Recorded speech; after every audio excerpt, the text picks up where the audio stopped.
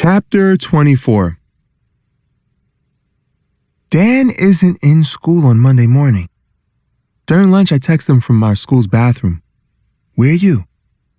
As soon as I slide my cell back in my pocket, it vibrates. It's him. Homesick, flu. I can't believe it. After school, I don't want to hang with Chad, Jen, Jeremiah, and Christopher without Dan. I told Wes I want to chill with him more, and I'll try again. So when I see Jen, Jeremiah, and Christopher at different parts of the school day, and they talk about linking up after school, I say, I can't today. At dismissal, it happens.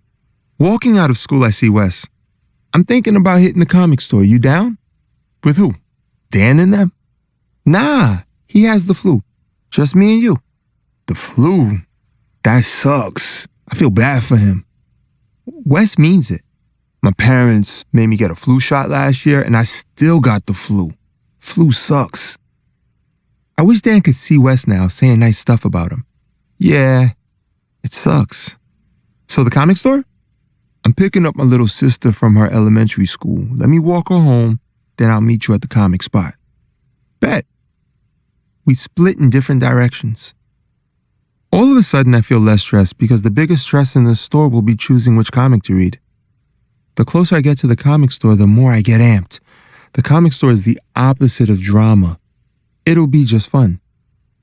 I notice I'm walking faster, but when I turn onto the comic store's block, I freeze. Across the street, Chad is on the corner. I duck behind a truck. When a bus passes between us, I dip into the store. The store is extra Halloween-y. Someone OD'd and put a clown mask on the face of the Darth Vader statue as tall as a grown man. On the ceiling, an inflatable Spider-Man swings on a web, chasing an inflatable green-skinned witch on a broom. I walk aisle to aisle, scanning for a mostly empty spot. Boom. All the way to the left of the store, the aisle with the hardcover graphic novels has no one in it. I go in and take my time looking from shelf to shelf. I grab a Miles Morales comic. Hey! The comic book store owner greets someone who walks in. Hi. I stiffen. That sounds like... I peek through the openings of shelves. It's Chad. He squints from aisle to aisle like he's searching for someone. I spy as he gets closer and closer and... Why is he coming toward my aisle? I don't have time to jet into another one. I know it's dumb, but I grab a random comic off the shelf, hold it over my face, and hope he won't recognize my back. It's like forever goes by, but it's more like seconds. Stefan. Ugh. I lower my comic, turn around, and front like I didn't know he was here. Chad, you here? Yeah. I saw you come in, so... He pauses.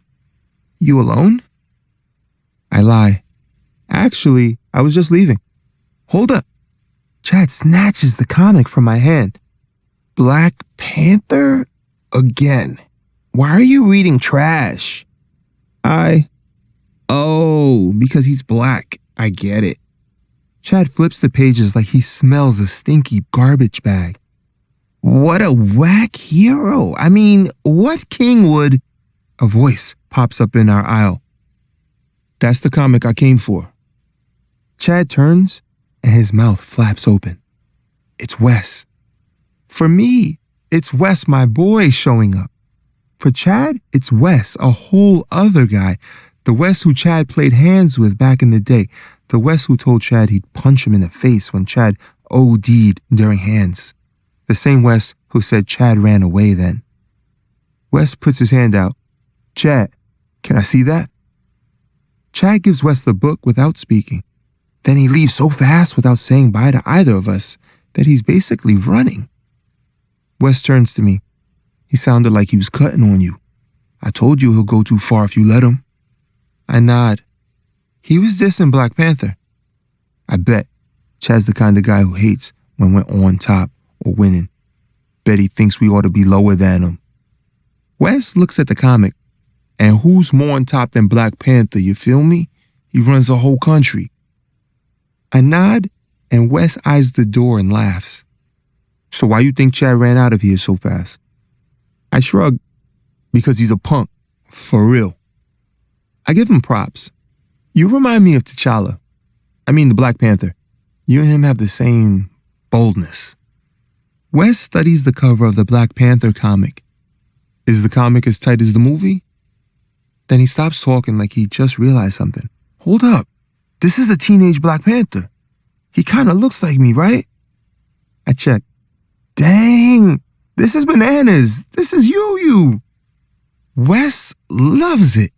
It's cool. His face reminds me of how I feel when I see me and Miles Morales.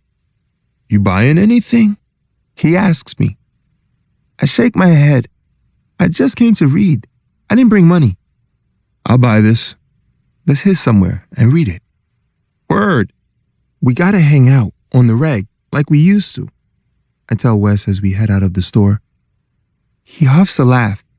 That's on you. He joke pretends to get in a boxer stance to throw a soft jab at me. On reflex, I throw my hands up because when me and Dan do this, it's an invite to Slapbox. Oh, you trying to Slapbox? Come on. He puts his hands down. Nah, not here. He lowers his voice so what he says is for us. We the only black kids on this block. We can't Slapbox in front of these people. My mind rewinds to when me and Dan Slapbox close to here and how that white couple reacted. Dang, how Wes can relate to that makes me feel even more that I need to hang with him with no long breaks.